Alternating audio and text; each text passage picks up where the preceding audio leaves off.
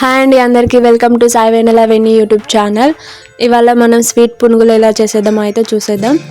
ఫస్ట్గా ఒక గంజు తీసుకొని అందులో 2 గ్లాసెస్ ఆఫ్ వాటర్ తీసుకోవాలి. వాటర్ మనం 1 కప్పు పప్పుకి 2 గ్లాసెస్ ఆఫ్ వాటర్ తీసుకోవాలి.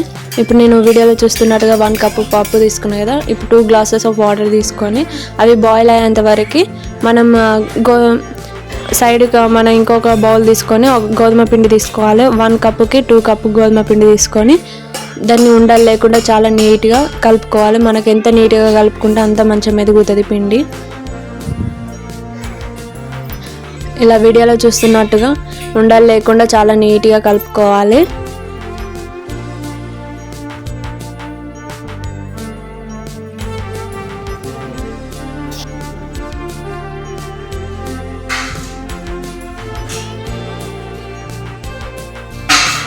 ఈ బౌల్ కూడా పక్కన పెట్టుకొని మనం తీసుకున్న పప్పు అవుతుంది కదా, ఆ పప్పును చాలా నీట్గా 2-3 టైమ్స్ పౌడర్ పోయేంత వరకు నీట్గా కడుక్కోవాలి.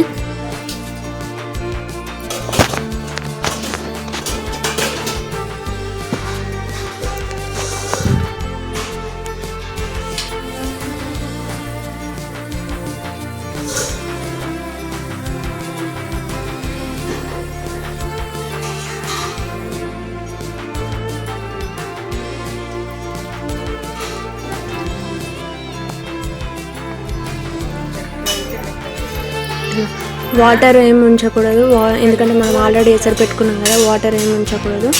వాటర్ ఉంచకుండా అంపుకొని ఇందులో ఎసరులో పోసుకోవాలి.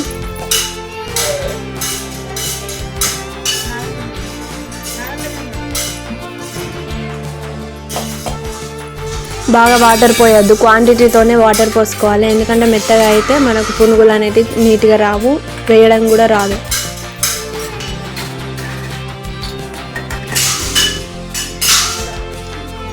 ఇలా వీడియోలో చూసుకున్నట్టుగా మనకి ఇత్తు అనేది ఇట్లా చునుగుతే సరిపోతుంది. ఇట్లా మెత్తగా కాలేదు చూడండి, ఇలా కావాలి మనకి. ఎసరు అంపకూడదు, ఎసరు అంపితే టేస్ట్ పోతుంది. అందుకని మనం 1 కప్పుకి 2 కప్పు వాటర్ తీసుకోవాలి. ఇట్లా 2-3 మినిట్స్ కలుపుతూనే ఉండాలి. ఇలా కలిపిన దాన్ని సైడ్కి ఒక పళ్ళెంలో పెట్టుకొని ఆ పళ్ళెంలో మొత్తం చల్లార్పుకోవాలి. ఇట్లా ఎంత మెత్తగా అయిపోయింది చూడండి. అదంతా ఇట్లా ఇత్తులు ఉన్నప్పుడే తీసేసుకొని మనం ఇట్లా స్పూన్తో ఇట్లా అన్న కొద్దీ అలా అవుతుంది మెత్తగా. పొడిగా ఉంది చూడండి. మనం ఉడకబెట్టడమే మెత్తగా ఉడకబెట్టినాం అనుకోండి, ఇంకా మెత్తగా అయ్యి షుగర్ వేసినప్పుడు బాగా మొత్తం రాకుండా అయిపోతుంది మనకి పునుగులు అనేది. సో ఇత్తులు ఉన్నప్పుడే తీసుకోవాలి. కడాయిలో ఆయిల్ పోసుకొని అది అయ్యేంతలోపు మనం ఇందులోనైతే షుగర్ కలిపేసుకుందాం.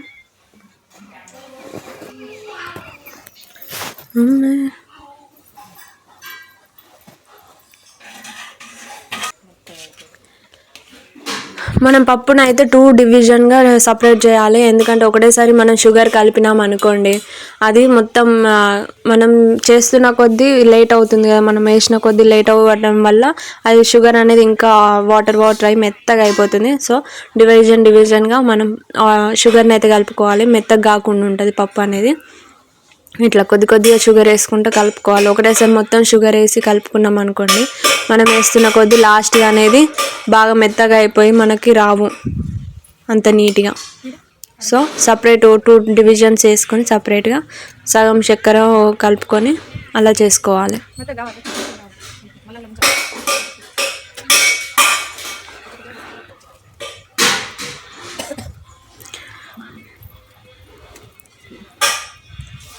పప్పుకు తగ్గట్టు షుగర్ కలుపుకొని, కొంతమంది బాగా స్వీట్ తినేవాళ్ళు కొద్దిగా ఎక్కువ షుగర్ కలుపుకోవచ్చు, తక్కువ తినేవాళ్ళు తక్కువ షుగర్ కలుపుకోవచ్చు. ఇట్లా ఉండలు రౌండ్ వేసుకొని పెట్టుకోండి. చూడండి ఎంత రౌండ్గా వస్తున్నాయి ఉండలు. మనకు మెత్తగా అయితే అట్లా రావు, అతుక్కపోతే చేతికి కూడా మొత్తం.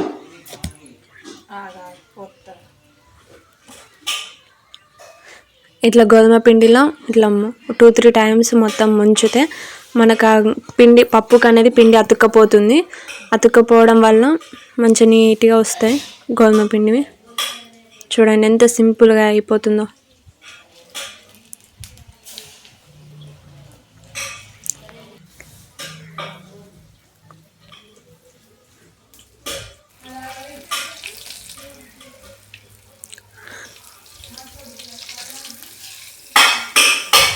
మనకు ఆయిల్లో వేసినాక ఇట్లా అతుక్కుంటే అట్లా అని అతుక్కపోయినట్టు కాదు, మనకి వేడి అయిన కొద్దీ సపరేట్ అయిపోతాయి అవి టిచ్ అవే. చూడండి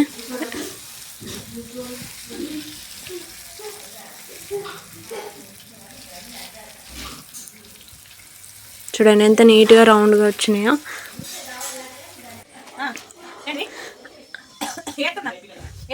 అట్లనే ఎప్పటికప్పుడు రౌండ్ చేసుకొని మనం అందులో వేసేసుకుంటే సరిపోతుంది. 2-3 టైమ్స్ అయితే ఫోల్డ్ చేయాలి. చాలా సింపుల్ అండి స్వీట్ పునుగులు నిజంగా. ఫస్ట్ నేను కూడా ఇంత ప్రాసెస్ పప్పు గోధుమ పిండి ఇదంతా ప్రాసెస్ అనుకున్నా, కానీ 5 minutesలో అయిపోతుంది.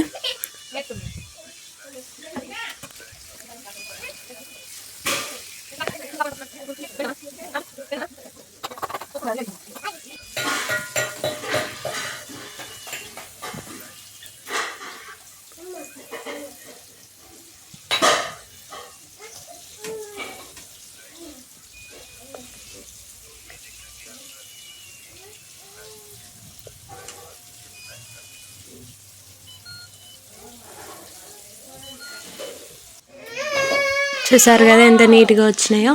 పప్పు అనేది బయటకు రాకుండా గోధుమ పిండి మనం 2-3 టైమ్స్ అయితే అందులో ముంచినాం అనుకోండి, పప్పు అనేది అయితే బయటకు రాదు.